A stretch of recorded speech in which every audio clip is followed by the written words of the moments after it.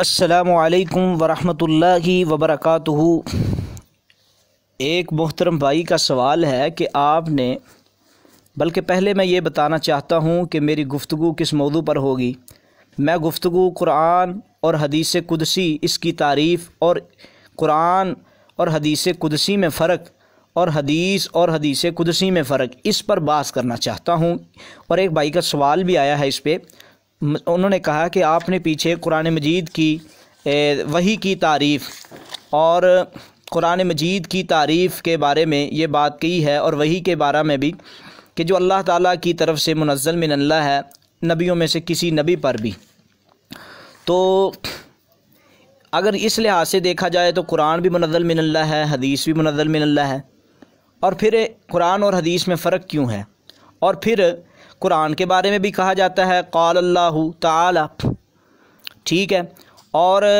اسی طرح حدیث قدسی کے بارے میں بھی قال اللہ تعالی کہا جاتا ہے۔ تو یہ ایک مسئلہ عجیب و غریب سوال ہے، اس کا جواب کیا ہونا چاہیے، تو میں آپ کے سامنے جواب رکھنا چاہتا ہوں۔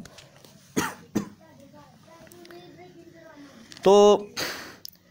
پہلی بات تو یہ ہے کہ واضح فرق اس کا ہمیں اس طرح سمجھ آ سکتا ہے کہ جب ہم قرآن مجید کی علیحدہ تعریف کریں گے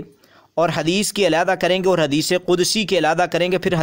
حدیث قدسی اور قرآن مجید میں فرق بیان کر دیں گے۔ جب قرآن اور حدیث کی علیحدہ تعریف ہوگی تو واضح فرق آ جائے گا، پھر حدیث قدسی اور قرآن کی تعریف کو سامنے رکھ کے فرق وضاحت کے ساتھ بیان کریں گے تو فرق سامنے آ جائے گا۔ تو قرآن مجید کی تعریف کے بارے میں ارشاد الفحول صفحہ نمبر 29 اور 30 اور ومناہل العرفان فی علوم القرآن کی جلد نمبر 1 اور صفحہ نمبر 21 اور 22 میں یہ بات لکھی ہوئی ہے، وَكَلَامُ اللَّهِ الْمُنَزَّلُ عَلَى مُحَمَّدٍ صلی اللہ علیہ وسلم المتعبد بتلاوتہ۔ قرآن مجید اللہ کا وہ کلام ہے جو محمد رسول اللہ صلی اللہ علیہ وسلم پر نازل کیا گیا اور اس کی تلاوت کرنا عبادت ہے۔ اور حدیث کی تعریف تو قرآن مجید جو محمد رسول اللہ صلی اللہ علیہ وسلم پر نازل بھی ہے اور اس کی تلاوت عبادت بھی ہے، لیکن حدیث میں دیکھیں، حدیث کی تعریف قرآن اور حدیث میں فرق آپ کو واضح آ جائے گا۔ تو حدیث کی تعریف تأثیر مصطلح الحدیث کا صفحہ نمبر 14 اور اسی طرح بڑی ہی کتابوں میں یہ تعریف لکھی گئی ہے، ہوا ما اضیف الی النبی صلی اللہ علیہ وسلم من قول او صفت۔ حدیث وہ ہے کہ جس کی نسبت اور اس کی اضافت نبی کریم صلی اللہ علیہ وسلم کی طرف ہو، خواہ وہ قول ہو، نبی علیہ السلام کی بات، نبی علیہ السلام کا فعل ہو، جس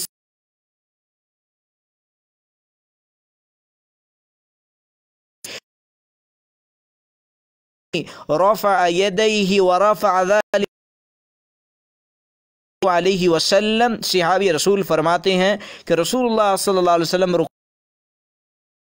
نبی علیہ السلام کے فعل کی، اور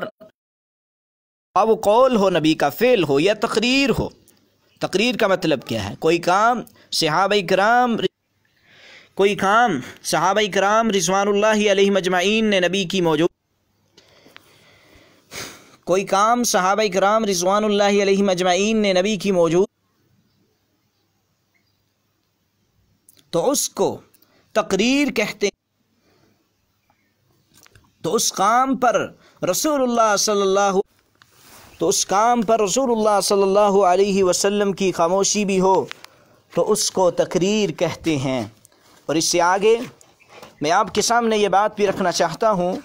کہ آپ نے قرآن مجید کی تعریف اور حدیث نبوی صلی اللہ علیہ وسلم کی تعریف سن لی ہے، اور اب حدیث قدسی کی تعریف بھی سماعت فرمائیں، اور حدیث قدسی اور قرآن مجید میں فرق بھی آپ کو سامنے آ جائے گا۔ تو تأثیر مصطلح الحدیث سے میں نقل کر رہا ہوں، 126 نمبر صفحہ ہے، حدیث قدسی کی تعریف میں ہوا ما نقل الینا عن النبی صلی اللہ علیہ وسلم مع اسندہ ایاہ الی ربہ عز وجل، وہ حدیث جو نبی کریم صلی اللہ علیہ وسلم کے واسطے سے ہم تک پہنچے اور آپ اسے اللہ کی طرف منسوب کر دیں۔ یعنی کہ نبی کے واسطے سے کوئی بات اگر نبی کو پہنچے وہ اللہ کی طرف آقا منسوب کر دے۔ اب سوال ہے کہ قرآن مجید اور حدیث قدسی دونوں کے بارے میں کہا جاتا ہے قال اللہ تعالی، تو ان میں فرق کیا ہے؟ پہلا فرق، قرآن مجید کے الفاظ و معانی دونوں اللہ کی طرف سے ہیں، جبکہ حدیث قدسی کے معنی اللہ الفاظ رسول اللہ کی جانب سے ہیں، اور قرآن مجید کے الفاظ کو بدلا نہیں جا سکتا، حدیث کے الفاظ کو اپنے لفظوں میں بیان بھی کیا جا سکتا ہے، اس شرط کے ساتھ کہ اس کا معنی تبدیل نہ ہو۔ دوسرا،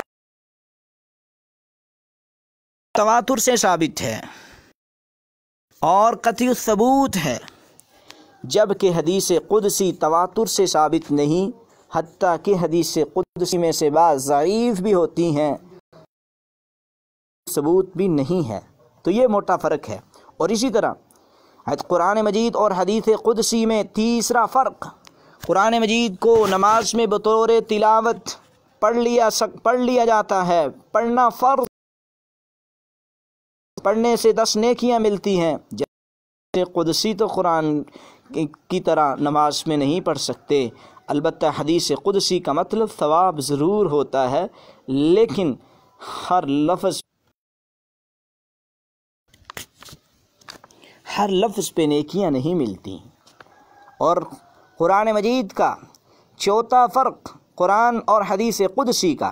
قرآن مجید ایک ایسا علمی ادبی معجزہ اور چیلنج ہے جس کے سامنے اس عہد کے بڑے شاعر، بڑے بڑے مفکر سرنگو ہو گئے، جبکہ حدیث قدسی سے اس طرح چیلنج نہیں کیا جا سکتا۔ ہم یہ کہہ سکتے ہیں جب سے نازل ہوا ہے اب تک ایک لفظ بھی نہیں بدلا جا سکا، اور نہ وَإِن لَّمْ تَفْعَلُوا وَلَن تَفْعَلُوا نہ کوئی بدل سکتا ہے۔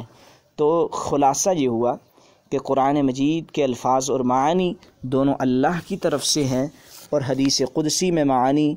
اللہ کی طرف سے ہوتے ہیں، الفاظ رسول اللہ کی طرف سے ہوتے ہیں، اور یہ بھی ہو سکتا ہے کہ الفاظ بھی اللہ کی طرف سے ہو جائیں، لیکن اس لیے قرآن اور حدیث میں فرق آ جاتا ہے کہ قرآن مجید جو ہے اس کو نماز میں پڑھنا اور اسی طرح اس کے ساتھ چیلنج کیا جا سکتا ہے،